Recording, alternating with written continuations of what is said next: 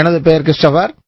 எனக்கு ஒரு விஷயத்தை தெளிவுபடுத்துமாறு கேட்டுக்கொள்கிறேன். திருக்குரானோ தூதர் முகம்மதை நம்பச் சொல்கிறது.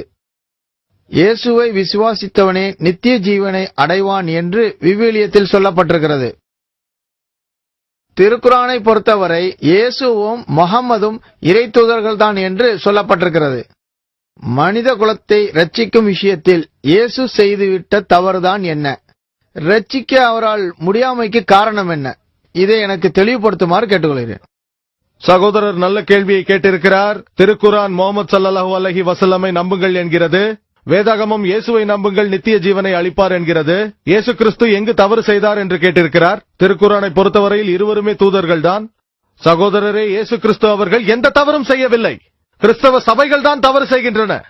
எங்களை பொறுத்தவரையில் இயேசு கிறிஸ்து அவருக்கு சாந்தி உண்டாகட்டும் மகத்துவம் மிக்க இறை தூதராவார். இயேசு கிறிஸ்து அவர்கள் நானே வழியும் சத்தியமும் ஜீவனுமாய் இருக்கிறேன், என்னை அல்லாது யாராலும் பிதாவினிடத்தில் வர முடியாது என்று சொல்லும் போது அவர் சரியாகத்தான் சொல்கிறார். அவர் ஒரு இறை தூதர் என்ற அர்த்தம். அதையேத்தான் நபிகள் நாயகம் அவர்களும் சொல்லியிருக்கிறார். இயேசு வாழ்ந்த காலத்தில் யோவான் எழுதிய சுவிசேஷத்தை பொறுத்தவரையில் அதிகாரம் 14 வசனம் 6 இயேசு கிறிஸ்து சொல்லி இருக்கிறார், நானே வழியும் சத்தியமும் ஜீவனுமாய் இருக்கிறேன், என்னாலே அன்றி ஒருவனும் பிதாவினிடத்தில் வரான் என்கிறார். ஆகவே நீங்கள் இயேசு கிறிஸ்துவின் போதனைகளை பின்பற்றினால் நீங்கள் பிதாவினிடத்திற்கு செல்வீர்கள், சொர்க்கத்திற்கு செல்வீர்கள். நித்திய ஜீவன் என்றால் சொர்க்கம் என்று பொருள். அதே போல்தான் இன்றும். ஆனால் இயேசு கிறிஸ்து மேலும் சொன்னார், நான் நிறைய விஷயங்களை சொல்ல வேண்டியுள்ளது, இப்போது உங்களால் தாங்க முடியாது என்றார். யோவான் சுவிசேஷம் அதிகாரம் 16 வசனம் 7 என்னை விட சக்தி வாய்ந்த ஒருவர் வருவார், அவர் உங்களை வழிநடத்துவார் என்று நபிகள் நாயகம் அவர்களை குறித்து பேசியிருக்கிறார். இன்று ஒரு கிறிஸ்தவராக நீங்கள் இயேசு கிறிஸ்துவை உண்மையிலேயே அன்பு செய்தால் நீங்கள் நபிகள் நாயகம் அவர்களின் போதனைகளை பின்பற்ற வேண்டும். ஆகவே இயேசு கிறிஸ்து தவறு செய்யவில்லை. அவர் இறைவன் என்று கிறிஸ்தவ சபைதான் சொல்லிக் கொண்டிருக்கிறது. அவர் ஒருபோதும் அப்படி கூறவே இல்லை. நான் ஏற்கனவே சொன்னது போல எந்த ஒரு கிறிஸ்தவராவது இயேசு கிறிஸ்து நான் தான் கடவுள், என்னையே வணங்க வேண்டும் என்ற ஒரு வசனத்தை எனக்கு வேதாகமத்திலிருந்து காட்டிவிட்டால், அப்படி ஒரு வசனம் இருப்பதாக நிரூபித்து விட்டால், அவர் என்னை வணங்குங்கள் நான் தான் கடவுள் என்று சொல்லி இருந்தால் நான் கிறிஸ்தவ மதத்தை ஏற்றுக்கொள்கிறேன். கிறிஸ்தவ சபைதான் தவறு செய்கிறது. இயேசு கிறிஸ்து எந்த தவறும் செய்யவில்லை. உண்மையில் இயேசு கிறிஸ்து யோவான் சுவிசேஷம் அதிகாரம் 14 வசனம் 28 இயேசு கிறிஸ்து என்ன சொல்கிறார்? என் பிதா என்னிலும் பெரியவர் என்று சொல்லி இருக்கிறார். யோவான் சுவிசேஷம் அதிகாரம் 10 வசனம் 29 என் பிதா எல்லோரிலும் பெரியவராய் இருக்கிறார் என்று சொல்லி இருக்கிறார். மத்தேயு சுவிசேஷம் அதிகாரம் 12 வசனம் 28 நான் தேவனுடைய ஆவியாலே பிசாசுகளை துரத்துகிறேன். லூக்கா சுவிசேஷம் அதிகாரம் 11 வசனம் 20 நான் தேவனுடைய ஆவியாலே பிசாசுகளை துரத்துகிறேன். மேலும் யோவான் சுவிசேஷம் 5 அதிகாரம் வசனம் 30 எனக்கு சித்தமானதை நான் தேடாமல் என்னை அனுப்பின பிதாவுக்கு சித்தமானதை நான் தேடுகிறபடியால் என் தீர்ப்பு நீதியாய் இருக்கிறது. தன் சித்தத்தை தேடாமல் இறைவனுடைய சித்தத்தை தேடுபவர் யாரோ அவர் ஒரு முஸ்லிம். இயேசு கிறிஸ்து அவர்கள் ஒரு முஸ்லிம். அவர் இறைவன் என்று சொல்லவே இல்லை. அப்போஸ்தலர் நடபடிகளில் தெளிவாக உள்ளது. அதிகாரம் 2 வசனம் 22 ஓ இஸ்ரவேலர்களே, நான் சொல்லும் வார்த்தைகளை கேளுங்கள். நீங்கள் அறிந்திருக்கிறபடி நசரேயனாகிய இயேசுவை கொண்டு தேவன் உங்களுக்குள்ளே பலத்த செய்கைகளையும் அற்புதங்களையும் அடையாளங்களையும் நடப்பித்து அவைகளினாலே அவரை உங்களுக்கு வெளிப்படுத்தினார். அவர் தேர்ந்தெடுத்த ஒரு மனிதனின் மூலம் இதை செய்தார். அற்புதங்களையும் அடையாளங்களையும் செய்கைகளையும் தேவன் அவர் மூலமாக செய்தார், நீங்கள் பார்த்தீர்கள். ஆகவே இயேசு கிறிஸ்து என்றுமே தான் இறைவன் என்று சொல்லிக் கொள்ளவே இல்லை. மேலும் அவர் எந்த தவறும் செய்யவே இல்லை. வேதாகமத்தை தவறாக புரிந்து கொள்வதுதான் பிரச்சனை. ஆகவே நான் இயேசு கிறிஸ்துவை விசுவாசிப்பவனாக இருக்கின்றேன், அவரை நேசிப்பவனாக இருக்கின்றேன். நான் சொல்கிறேன், நான் கிறிஸ்தவர்களை விட உண்மையான கிறிஸ்தவனாக இருக்கிறேன். கிறிஸ்தவன் என்றால் என்ன? இயேசு கிறிஸ்துவின் போதனைகளை பின்பற்றுபவன் ஒரு கிறிஸ்தவன் என்று பொருள்படுமானால் கிறிஸ்தவர்களை காட்டிலும் நான் கிறிஸ்தவன். மேலும் மத்தேயு எழுதிய சுவிசேஷத்தில் இயேசு கிறிஸ்து சொல்கிறார், அதிகாரம் 5 வசனங்கள் 17 20 வரை தீர்க்க தரிசனங்களை அழிப்பதற்கு வந்தான் என்று எண்ணிக்கொள்ளாதேயுங்கள். அழிப்பதற்கு அல்ல, நிறைவேற்றுவதற்கே வந்தேன். வானமும் பூமியும் ஒழிந்து போனாலும் நியாயப்பிரமாணத்தில் உள்ளதெல்லாம் நிறைவேறும் அளவும் ஒரு எழுத்தின் உறுப்பாகிலும் ஒழிந்து போகாது என்று மெய்யாகவே சொல்கிறேன். ஆகையால் இந்த கற்பனைகள் எல்லாவற்றிலும் சிறிதான ஒன்றையாகிலும் மீறி மனுஷருக்கு போதிக்கிறவன் பரலோக ராஜ்யத்தில் எல்லோரிலும் சிறியவன் எனப்படுவான். இவைகளை கைகொண்டு போதிக்கிறவனோ பரலோக ராஜ்யத்தில் பெரிய எனப்படுவான். வேதபாரகர் பரிசேயர் என்பவர்களுடைய நீதியிலும் உங்கள் நீதி அதிகமாய் இராவிட்டால் பரலோக ராஜ்யத்தில் பிரவேசிக்க மாட்டீர்கள் என்று உங்களுக்கு சொல்கிறேன். ஆகவே இயேசு கிறிஸ்து அவர்கள் பழைய ஏற்பாட்டில் உள்ள எந்த சட்டத்திட்டத்தையும் மாற்றவோ மறைக்கவோ கூடாது என்கிறார். வேதாகமத்தில் பழைய ஏற்பாட்டில் லேவியராகமம் 11 அதிகாரம் வசனங்கள் 7 மற்றும் 8 மேலும் உபாகமம் அதிகாரம் 14 வசனம் 8 மேலும் ஏசாயா புத்தகம் அதிகாரம் 65 வசனம் 2 5 பன்றி இறைச்சியை புசிக்க கூடாது என்று சொல்லப்பட்டிருக்கிறது. கிறிஸ்தவர்கள் புசிக்கிறார்கள், முஸ்லிம்கள் புசிப்பதில்லை.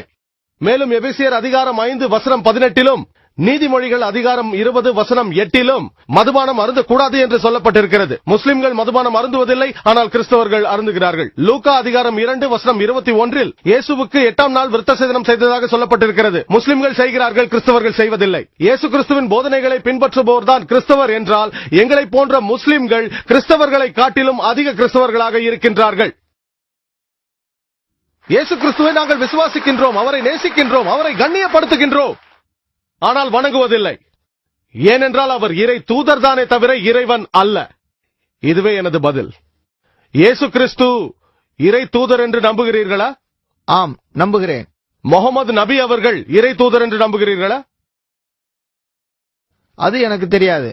இல்லையா? ஏனெனில் நான் விவிலியத்தை விசுவாசிக்கிறேன். ஆனால் யோவான் சுவிசேஷத்தில் வேதாகமத்தில் சொல்லப்பட்டிருக்கிறது. அதிகாரம் 16 வசனங்கள் 12 14 வரையிலும் இன்னும் அநேக காரியங்களை நான் உங்களுக்கு சொல்வதாய் இருக்கிறது, அவைகளை நீங்கள் இப்பொழுது தாங்க மாட்டீர்கள். சத்திய ஆவியாகிய அவர் வரும்போது சகல சத்தியத்திற்குள்ளும் உங்களை நடத்துவார். அவர் தம்முடைய சுயமாய் பேசாமல் கேள்விப்பட்ட யாவையும் உங்களுக்கு அறிவிப்பார். யாரை குறித்து இயேசு கிறிஸ்து இங்கு பேசிக் கொண்டிருக்கிறார்? யாரை குறித்து? நீங்கள் வேதாகமம் படித்ததில்லையா? படித்திருக்கிறேன். அவர் பரிசுத்த மிகவும் நல்லது, உங்களுக்கு வேதாகமம் குறித்து தெரிந்திருக்கிறது. சத்திய ஆவி என்று இயேசு கிறிஸ்து சொல்லுவது பரிசுத்த ஆவியை குறித்து தான் என்று நீங்கள் சொல்லுகிறீர்கள். அந்த அதிகாரத்தில் சில வசனங்களுக்கு முன்னால் பாருங்கள். யோவான் அதிகாரம் 16 வசனம் 7 அது சொல்கிறது, நான் போகிறது உங்களுக்கு பிரயோஜனமாயிருக்கும், நான் போகாதிருந்தால் தேற்றவாளன் உங்களிடத்தில் வரார். ஆகவே தேற்றவாளர் வருவதற்கு முன் நிபந்தனையாக இயேசு சென்றாக வேண்டும் என்று தெரிகிறது. நான் போய்த்தான் அவரை அனுப்புவேன் என்கிறார் இயேசு. இயேசு கிறிஸ்து இந்த பூமிக்கு வருவதற்கு முன்பாக பரிசுத்த ஆவி இந்த பூமியில் இருந்தது. இயேசு கிறிஸ்து வந்த பிறகும் பரிசுத்த ஆவி பூமியில் இருந்தது. எலிசபெத்தின் கருவிலும் பரிசுத்த ஆவி இருந்தது. இயேசு கிறிஸ்து ஞானஸ்நானம் எடுக்கும் பொழுதும் இருந்தது. ஆகவே இது எப்படி பரிசுத்த ஆவியாக இருக்க முடியும் சொல்லுங்கள்? அப்படி என்றால் உங்களுக்கு வேதாகமம் புரியவில்லை. இயேசு கிறிஸ்து வேதாகமத்தில் என்ன சொல்லியிருக்கிறார்? நான் போகவில்லை என்றால் தேற்றவாளர் வரமாட்டார் என்கிறார். நான் போனால் தான் அவரை அனுப்ப முடியும் என்கிறார். இந்த சத்திய ஆவியானவர் வருவதற்கு நிபந்தனை என்னவென்றால் இயேசு கிறிஸ்து சென்றாக வேண்டும். இயேசு கிறிஸ்து இருந்தால் தேற்றவாளர் வரமாட்டார். இயேசு கிறிஸ்து இருக்கும் பொழுதும் பரிசுத்த ஆவி இருந்தது. ஆகவே அன்பான சகோதரரே, இந்த தீர்க்க தரிசனம் பரிசுத்த ஆவியை குறித்து என்று எப்படி சொல்லுகிறீர்கள்? வேதாகமத்தை புரிந்து கொள்ள எனக்கு உதவுங்கள். ஓகே, அது பரிசுத்த ஆவியை குறித்து பேசவில்லை. அது பேசுவது நபிகள் அவர்களை குறித்துத்தான்.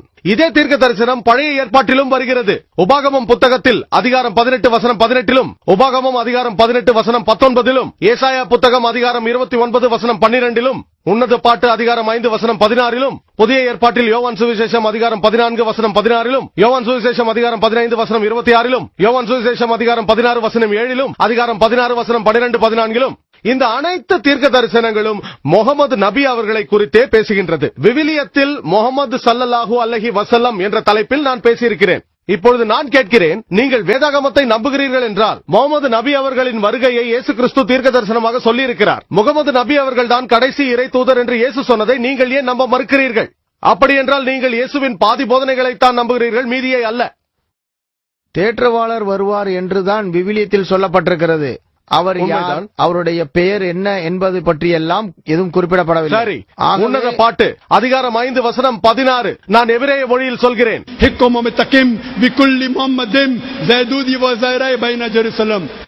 அவருடைய பெயர் அங்கு குறிப்பிடப்பட்டிருக்கிறது. ஹிக்கும் தக்கிம் விக்குல்லி முஹம்மதிம். முகமது என்பது பெயர், இம் என்றால் மரியாதைக்குரிய வார்த்தை. அவர் முற்றிலும் அழகுள்ளவர் என்கிறது. எருசலேமின் குமாரத்திகளே, அவருடைய பெயரே குறிப்பிடப்பட்டிருக்கிறது உன்னத பாட்டில் அதிகாரம் 5 வசனம் 16. இப்பொழுதாவது நம்புகிறீர்களா? இதை நான் ஆய்வு செய்ய வேண்டும். உங்கள் சபையை கேட்க வேண்டுமா? இல்லை, திருச்சபையை கேட்க வேண்டும். யாரை கேட்க போகிறீர்கள்? நானே முழுமையாக பார்த்து அதை உறுதி செய்வேன். அதை உறுதி செய்ய எத்தனை நாட்கள் தேவை? சரி, இன்று இரவே. இன்று இரவா? சரி, நான் நாளை மறுநாள் கிளம்புகிறேன். நாளை காலை அமைப்பாளர்களின் மூலம் நீங்கள் என்னை தொடர்பு கொள்ளலாம். சரியா?